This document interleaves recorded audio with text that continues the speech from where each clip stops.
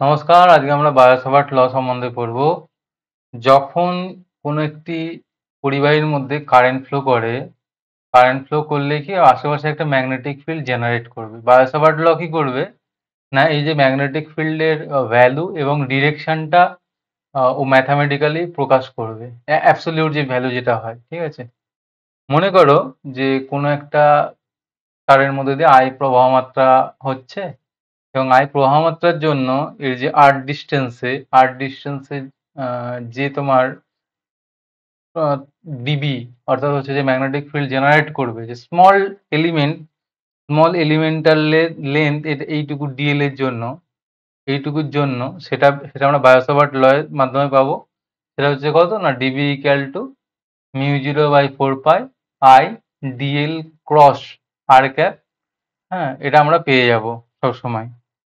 তার মানে কি, তার মানে যদি পুরো তারটার জন্য আর বিন্দুতে আমরা যদি ম্যাগনেটিক ফিল্ড জেনারেট করতে চাই, সিম্পল ডিফারেন্সিয়েশন করতে হবে। সেক্ষেত্রে কি হবে, যে আর যে ভেক্টরটা যেটা আছে, আর ভেক্টরটার মানও চেঞ্জ হতে থাকবে, ওটাও একটা ভেরিয়েবল হিসেবে কনসিডার হবে, তাই না?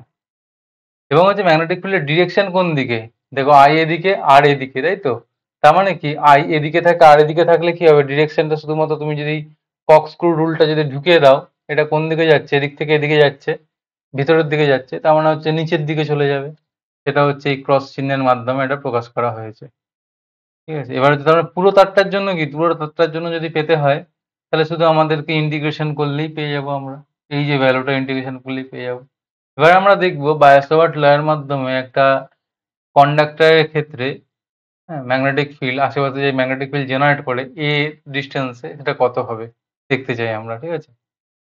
মনে করো এটা কন্ডাক্টর আছে, কন্ডাক্টরের মধ্য দিয়ে আই প্রবাহ মাত্রা হচ্ছে, আই প্রবাহ মাত্রা হলে কি হচ্ছে না, এর যে স্মল এলিমেন্টাল লেন্থ ডিএল এর জন্য আর ডিস্টেন্সে কত আমরা এই পাবো, ডিবি মানটা পাবো। সেটা হচ্ছে ডিপেন্ড করছে এই ডিএল এবং আর যে আর আর এই যে ভেক্টরটা আছে এর অ্যাঙ্গেলটার উপর ডিপেন্ড করছে। এর মধ্যে অ্যাঙ্গেল যদি φ1 হয়, তাহলে আমরা কি পাচ্ছি, dB equal to μ0/4 I dl cross r cap, ঠিক আছে। ডিএল ক্রস আর ক্যাপের যে ভ্যালুটা হচ্ছে, এটা সাইন φ1 হয়ে যাচ্ছে, ঠিক আছে। এটা basically sine φ1 into n cap হয়ে যাচ্ছে। এবারে কি দাঁড়াচ্ছে, এই ভ্যালুটাকে আমরা সাইন φ1 এর ভ্যালুটাকে আমরা একটা কনস্ট্যান্টের দিকে নিয়ে যাব। কিভাবে নেব সেটা দেখো। আমরা হচ্ছে যে এই θ1 একটা প্যারামিটার নেব। θ1 কি প্যারামিটার না, আমরা হচ্ছে যে একটা এ ডিস্টেন্সে θ1 যদি প্যারামিটার নিতে চাই, তাহলে কি হচ্ছে না, বেসিক্যালি এই পাই এবং থিটার মধ্যে এই সম্পর্কটা এটা হবে। পাই এবং থিটার মধ্যে কি হচ্ছে, আমরা π/2 মাইনাস θ1 ইকুয়াল টু φ1 পেয়ে যাচ্ছি। এই যে ট্রায়াঙ্গেলটা পাচ্ছি, এই ট্রায়াঙ্গেলটার থেকে এটা হচ্ছে 90 ডিগ্রি। এই ট্রায়াঙ্গেলটা থেকে আমরা এই রিলেশনটা পেয়ে গেলাম। এই রিলেশনটা যখন পেয়ে গেলাম, এই যে সাইন φ1টাকে আমরা cos θ1 হিসাবে আমরা জাস্ট রিপ্লেস করে দিলাম, ঠিক আছে। আর এই ডিস্টেন্সটা কত হচ্ছে, এই ডিস্টেন্সটা হচ্ছে এ।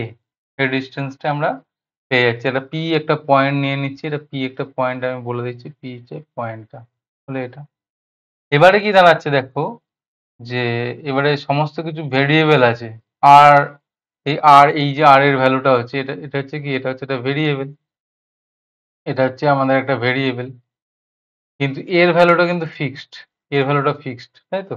তার মানে হচ্ছে এ L equal to A tan θ1 এই হিসাবে আমরা প্রকাশ করছি, এবং ডিএল এর ভ্যালুটা জাস্ট ডিফারেন্সিয়েশন করে আমরা কি পেলাম না, এ সেক স্কোয়ার থিটা 1 পেয়ে গেলাম, ডি θ1 পেয়ে গেলাম।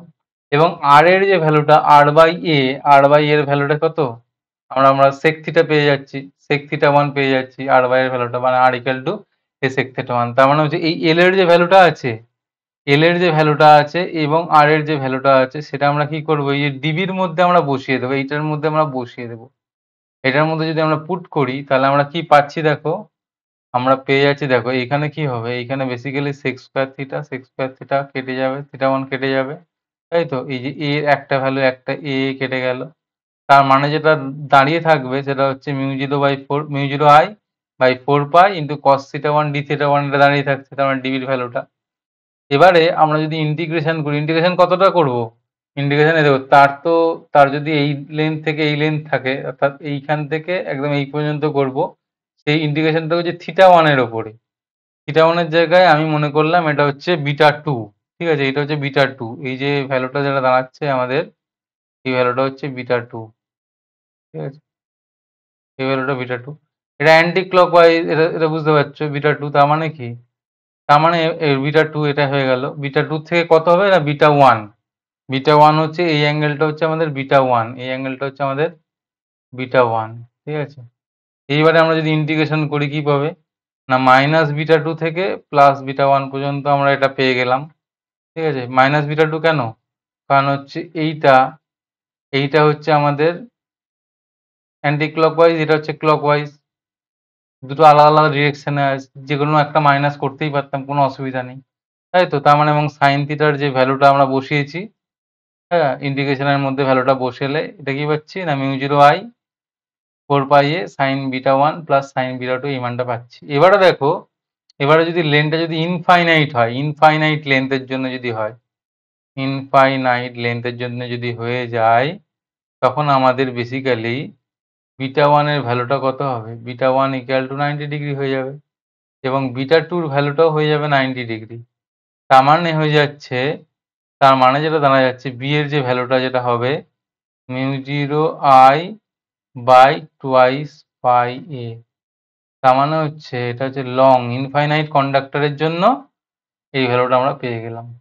ঠিক আছে, এবং সেমি ইনফাইনাইট হলে কি হতো? সেমি ইনফাইনাইট হলে, সেমি ইনফাইনাইট এখানে পাশেই লিখি সেমি, সেমি ইনফাইনাইট, ইনফাইনাইট যদি হতো তাহলে আমরা কি পেতাম?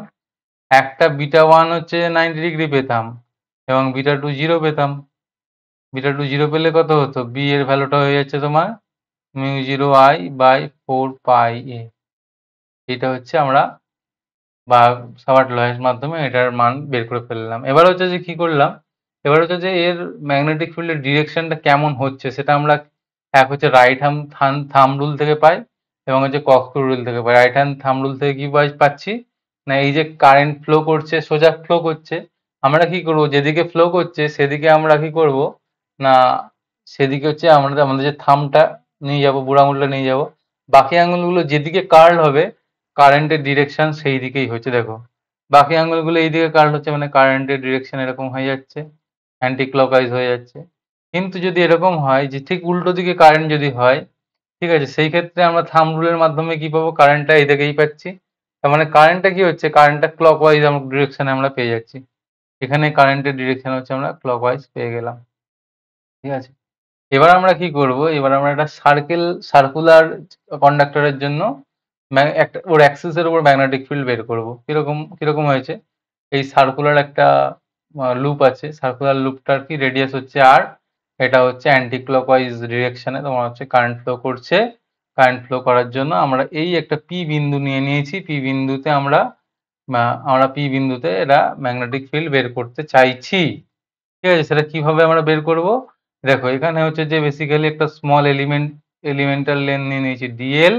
ঠিক আছে, ডিএল নিয়ে নিয়েছি, ডিএল এবং এস অ্যাক্সিসের উপর যদি থাকে, অ্যাক্সিসের উপর 90 ডিগ্রি অ্যাঙ্গেল করবে। ঠিক আছে, 90 ডিগ্রি, এই যে এই ধরো এটা সার্কেল আছে, এই অ্যাক্সিসের উপর আছে, তার মানে কি প্রতিটা পয়েন্টে ট্যানজেন্ট, তো এই প্লেন আছে, অ্যাক্সিসটা তো জেড অ্যাক্সিস, এক্স ওয়াই আছে, জেড এ আছে, তার মানে পুরো 90 ডিগ্রি অ্যাঙ্গেল করছে, তার মানে এটা হচ্ছে জেড 90 ডিগ্রি অ্যাঙ্গেল করছে। তাই তো, তার মানে এখান থেকে আমরা কি পাবো? এখান থেকে আমরা ডিবির ভ্যালুটা পেয়ে যাব। ঠিক আছে, এখান থেকে বি এর ডিরেকশনটাও পেয়ে যাবো, এটা হচ্ছে বি এর ডিরেকশন, ম্যাগনেটিক ফিল্ড এটা হচ্ছে বি ফিল্ডের ডিরেকশন আমরা পেয়ে যাচ্ছি এখান থেকে। এই দেখো ডিএল ক্রস আর ডিএল এদিকে আছে আর এদিকে আছে, আমরা যদি কি করি, আমরা যদি মানে ভেক্টরের যে রুলগুলো আছে সেটা নিই, কক্সক্রু রুল নিই, তাহলে আমরা পেয়ে যাচ্ছি, আমরা বি এর ডিরেকশন আমরা খুব সহজেই পেয়ে যাচ্ছি। ঠিক আছে, এবং হচ্ছে ম্যাগনেটিক ফিল্ডটা কি করছি, আমরা দুটো ভাগে ভাগ করছি। একটা হচ্ছে একটা হচ্ছে এই অ্যাঙ্গেলটা আমরা একটা ধরবো, এই অ্যাঙ্গেলটা কত ধরবো? আমরা ফাই অ্যাঙ্গেল যদি ধরি, তার মানে এটা হচ্ছে আমাদের কি বি সাইন ফাই একটা দাঁড়াচ্ছে, সরি বি, এটা হচ্ছে, এটা আমরা কিছু বলছি, হ্যাঁ বি সাইন ফাই, কিছু আমরা বলছি না। ঠিক আছে, এটা এটা কি অ্যাঙ্গেলটা আমি কিছু বলতে চাইছি না, এটা হচ্ছে বি পারপেন্ডিকুলার এবং হচ্ছে এটা হচ্ছে বি বি পারপেন্ডিকুলার বি হ্যাঁ সরি বি হচ্ছে cos phi, B cos phi আর এবং এটা হচ্ছে বি সাইন ফাই। দুটো পার্ট আমরা পেয়ে গেলাম, ঠিক আছে। এবার দেখো, এবার কি বলছে, এই অ্যাঙ্গেলটা যদি ফাই হয় তাহলে এই অ্যাঙ্গেলটাও ফাই, খুব সহজেই বুঝতে পারছো। কারণ কি, কারণ হচ্ছে এইটা আবার 98, এইটার মধ্যে অ্যাঙ্গেলটা 90 ডিগ্রি, আবার এই দুজনের মধ্যে অ্যাঙ্গেল 90 ডিগ্রি, সুতরাং এইটা যদি ফাই হয় এই অ্যাঙ্গেলটা অবশ্যই ফাই হয়ে যাবে।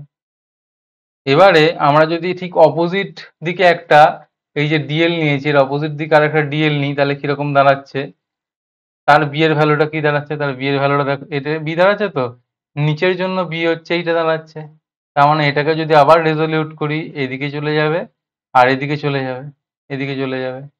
তার মানে কি, তার মানে এই যে পারপেন্ডিকুলার যে পোর্শন যেটা আছে, ঠিক আছে, অ্যাক্সিসের পারপেন্ডিকুলার, এরা ক্যান্সেল করে যাবে একে অপরকে। শুধুমাত্র এই যে ডিবির ভ্যালুটা কত হচ্ছে, ডিবির ভ্যালুটা হয়ে যাচ্ছে তোমার, হ্যাঁ, যেহেতু আইডিএল এটা হচ্ছে কি, এদের মধ্যে অ্যাঙ্গেল সাইন 90 ডিগ্রি হয়ে যাচ্ছিল, এইটার মধ্যে অ্যাঙ্গেল সাইন 90 ডিগ্রি হয়ে যাচ্ছিল, ডিবির ভ্যালুটা এইটুকুর জন্য কি হচ্ছে, এটা হয়ে যাচ্ছে, এই ভ্যালুটা আমরা পেয়ে যাচ্ছি। তার মানে এবার হচ্ছে কি, এবার বি এর ভ্যালুটা যদি আমরা বের করতে যাই, শুধুমাত্র কি হচ্ছে, শুধুমাত্র এই যে সাইন, এই যে পোর্শনটা আছে বি সাইন ফাই, এই পোর্শনটাই বেঁচে থাকবে, বাকিগুলো হচ্ছে কি পারপেন্ডিকুলার পোর্শনগুলো জাস্ট ওয়াশ আউট হয়ে যাবে। ওয়াশ আউট হয়ে গেলে কি দাঁড়ালো, এবং সাইন ফাই এর ভ্যালুটা আমরা বের করে যদি নেই, সাইন ফাই এর ভ্যালুটা কত, আর বাই এস হয়ে যাচ্ছে। এই দেখো, এটা হচ্ছে আর, এটা হচ্ছে আর, এটা হচ্ছে এস। তার মানে এই যে এটা যদি সাইন ফাই হয়, সাইন হচ্ছে কি, সাইন হচ্ছে লম্ব বাই অতিভুজ, লম্ব হচ্ছে আর, অতিভুজ হচ্ছে এস, ঠিক আছে। এই ভ্যালুগুলো যদি আমরা বসিয়ে দিই পরিষ্কার, ঠিক আছে, বসিয়ে দিলে একমাত্র একটা জিনিসের উপর ইন্ডিকেশন থাকছে, সেটা হচ্ছে ডিএল এর উপর ইন্ডিকেশনটা চলে যাচ্ছে।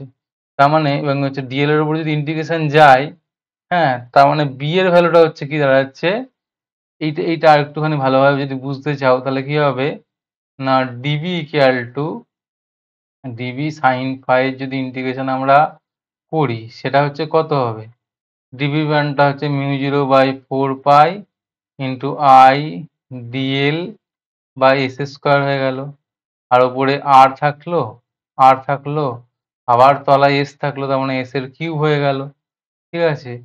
আর কি, আর তো ফিক্সড ভ্যালু, আর এর ভ্যালু হচ্ছে ফিক্সড, তার মানে যে ইন্টিগ্রেশন যেটা হবে সেটা শুধুমাত্র ডি এর ভ্যালুটা হবে। এখানে হচ্ছে আর μ0/4 পাই ইন্টু এস এর কিউব হয়ে যাচ্ছে, আই হয়ে যাচ্ছে, আইটা কনস্ট্যান্ট, ডিএল হয়ে যাচ্ছে টোয়াইস পাই আর হয়ে যাচ্ছে।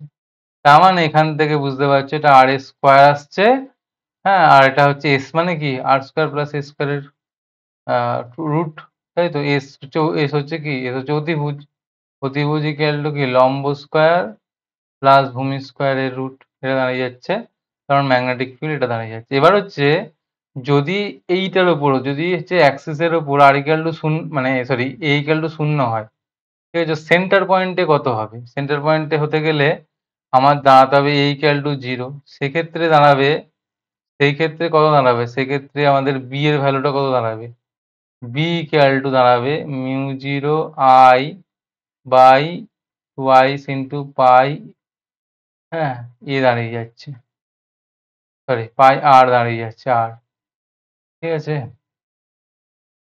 এটা আর স্কোয়ার তলায় আর এর কিউব দাঁড়িয়ে যাচ্ছে, সুতরাং হচ্ছে B equal to μ0 I by twice pi r, এটা আমাদের দাঁড়িয়ে গেল।